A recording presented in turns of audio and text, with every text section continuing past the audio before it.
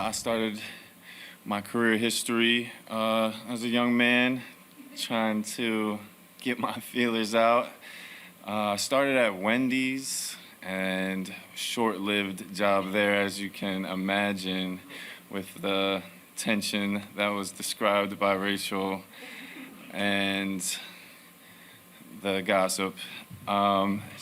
Moved on to a lifeguard, which I was proud of from learning and training. And then I went into college where I got my degree in environmental science and policy, which was something I was also proud of. But learning the daily grind of a 9-to-5 was still in my future. So as I graduated, I put my feelers out for the job market, or the job hunt, which is a job in and of itself. I learned, and I fell into quality control for corporations, which was against the grain of everything that I was learning and to be passionate about. But it's still something that I felt was a necessary evil to try and limit the waste and maximize the efficiency of things that we enjoy, at least product-wise, consumer-wise. And that is basically my general job history and background when it comes to the skills that I've learned and different ways to apply myself in the skills that I learned in college and in my history. But my current job, I'd have to say, has been the most challenging. I went from kind of these white-collar, tattletale jobs of quality control. Felt like I was overseeing other people's jobs. That's the whole department, really, is watching other people, making sure they're doing their job correctly, and just trying to increase the efficiency of the process, if not telling on people for doing things incorrectly over and over again and making the product have defects. So I'm currently at a waste management facility. We do hazardous chemicals at my facility location in particular. So it's been a challenge to learn the chemicals as fast as possible. Even with my science background, I feel like I'm going in there with a basic to minimal knowledge of just the amount of chemicals that can be made is unfathomable. And the behaviors of these chemicals can be not intuitive whatsoever.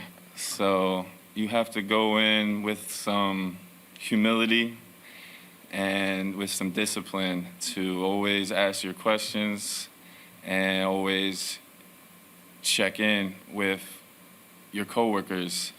I've learned to have camaraderie with people that you may not agree with when it comes to all other types of backgrounds and things that people bring to their jobs. And yeah, we depend on each other at my job to keep each other safe. Not only is it hazardous chemicals, it's heavy machinery. So there's kind of an insurmountable amount of hazards going on at my job. And I'd say the daily grind is making it out of there with all your fingers and all your senses. So there's that camaraderie that's formed each day. We come in with our problems, we put them to the side so that we're able to focus on what we're doing, make the corporation their money, but also make sure that we can come there the next day and keep the watershed safe as well. Make sure these chemicals are put away properly as best to our ability, really, because these chemicals really should not be made in the first place, pretty much. And then there's also the secondary grind of maintaining your health and your hydration as much as possible, because the facility can't be temperature controlled due to, I guess, just electrical hazards. You don't want anything electrical close to your flammable. liquids and flammable solids. So in the summer it's hot, and the PPE does not help that whatsoever, which is your protective equipment. It's a plastic sauna, pretty much, that you gotta live in for a maximum amount of time. And yeah, I just have to say this summer has been a brutal one. Looking forward to the winter. Until that comes, of course, then we'll be complaining about my frozen numb fingers. But yeah, thank you for